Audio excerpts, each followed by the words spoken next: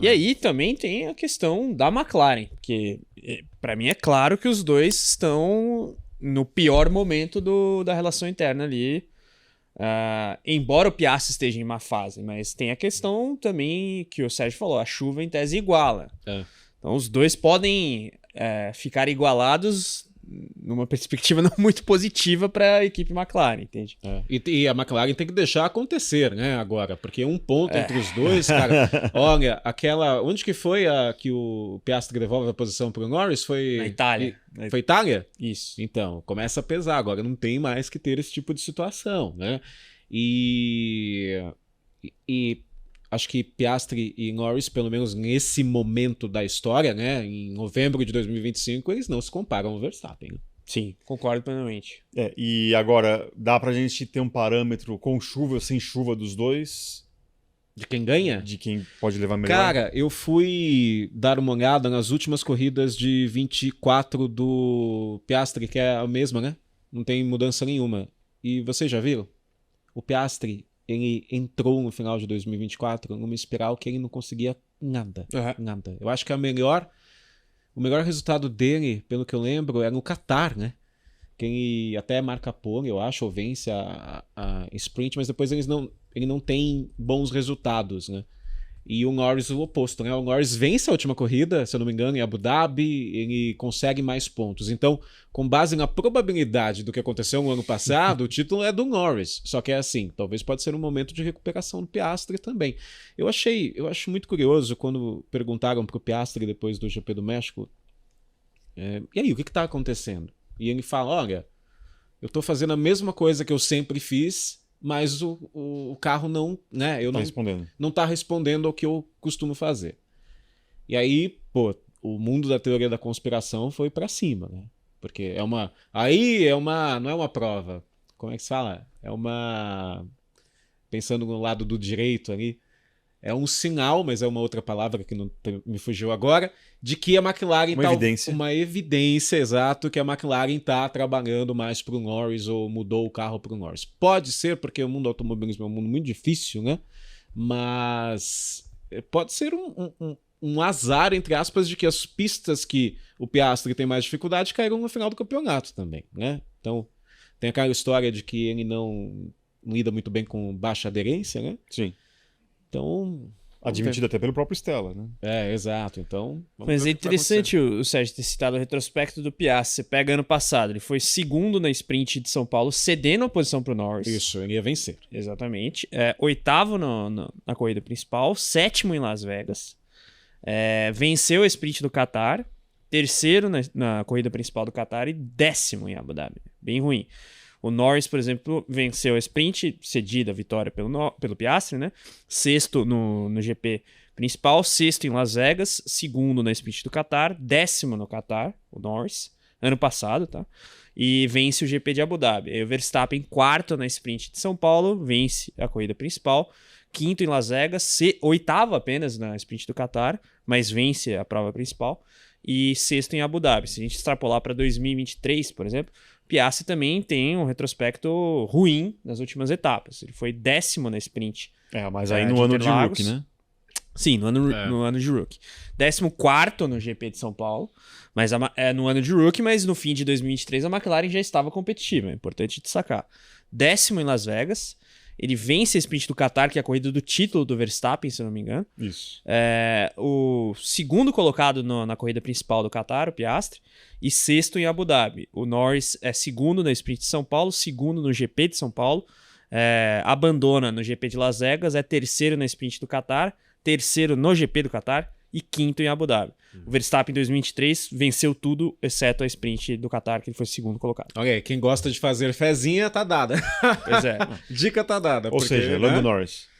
Sim, se você olha a por questão probabilidade, de carro e retrospecto, porque em 2023 aqui os resultados do Verstappen se devem, não tô tirando mérito dele de forma alguma, mas o carro da Red Bull era muito dominante, né? A McLaren estava bem, mas não era a melhor equipe no fim de 23. No fim de 24, sim, a McLaren era a melhor equipe e se fez a ponderação do ano de novato do Piastri. Novato, né? Vamos usar a língua Não, portuguesa. e olha que eu sou um dos caras mais chatos com isso. Eu sou novato. Mas, virou moda falar rookie. É que tu tá acostumado, né? Pois é. Mas, eu acho que tem margem. Só que depende de alguma coisa Sim, acontecer na óbvio, McLaren, chuva, Interlagos, e também a gente foca muito no que pode dar de errado na McLaren. Pode dar problema pro Verstappen também. Sim, Deve ser colocado na equação de Não, alguma se forma. der problema pro Verstappen, acabou, né? Ele tá totalmente fora do título. Eu ainda acho que agora mudou muito, né, com ponto de diferença, mas uma vitória do Piastri, eu acho que ele volta a ter, É uma sabe? questão psicológica. Eu acho que é Meu, em esporte, psicológico faz muita diferença, Sim, né? É sim. impressionante isso daí.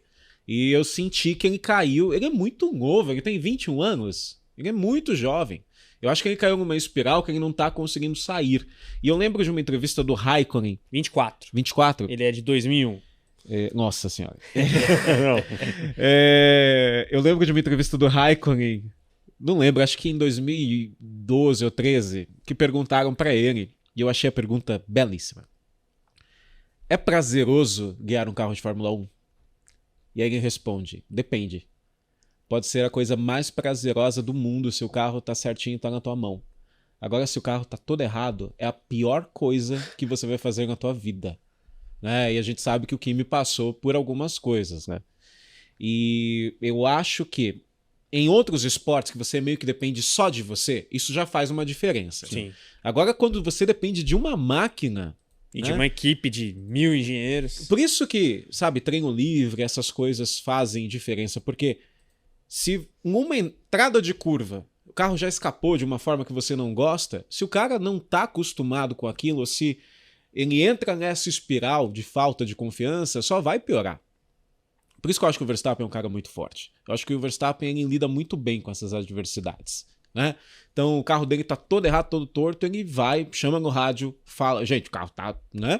Isso a gente viu em grandes pilotos, né? A gente via no Schumacher, a gente via no Hamilton até, acho que o Hamilton ainda tá muito tímido, entre aspas, com a Ferrari, né? Na Mercedes a gente via que ele era um pouco mais incisivo. Sim, sim. Com o Senna, né? A clássica história do Senna em 94, saindo do carro e falando, meu, logo na minha hora vocês fazem isso daqui. Então, eu acho que ele é um cara muito mais forte nesse sentido, né?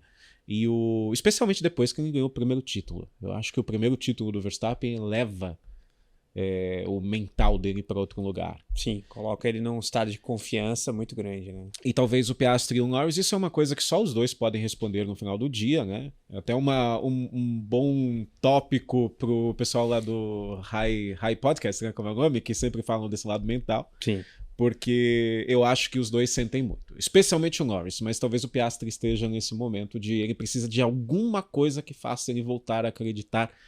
Não sei nele em si, mas no carro, né? Eu consigo jogar o carro para a curva e ele não vai me tirar. Até porque o Piastri, apesar do que aconteceu no Azerbaijão, é um cara muito consistente, né? É difícil ele cometer erros. Então, se o cara ele vai tirando desempenho para manter o carro na pista, ele vai perder tempo. É uma questão lógica. É. Mas, e aí, Eric, o Piastri precisa que a McLaren pare de conspirar contra ele? Não, eu acho interessante, né? Porque tem muita gente que acredita piamente que a McLaren brigou para ter o Piastri na equipe, gasta alguns milhões de salário para justamente sabotá-lo. É uma lógica meio estranha. É que a McLaren tem uma forma de trabalhar também que ela é meio complexa, né? Lembra aquele lance do Norris lá? Que eles começaram a punir o Norris depois do toque entre os dois na largada de Singapura? Uhum. É que durou uma corrida que o Então, Piastri deu no meio do Norris indiretamente deu no meio do Norris na largada da sprint dos Estados Unidos.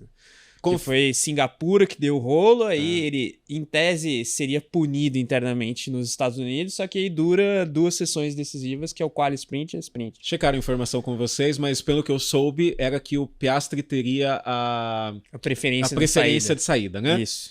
Então, agora que...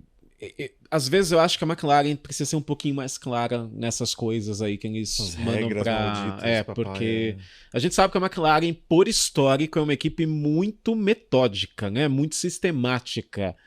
Por isso que as pessoas falam, será que a McLaren não quer que o Norris seja campeão do mundo porque ele tá aqui há mais tempo e não sei o quê, e no ano que vem eles trabalham pro Piastri? No final do dia, eu não acredito nisso, tá? Mas eu acho que as teorias da conspiração elas vão surgindo por causa dessas coisas. Fique ligado porque a Mint trouxe novamente a promoção do cashback.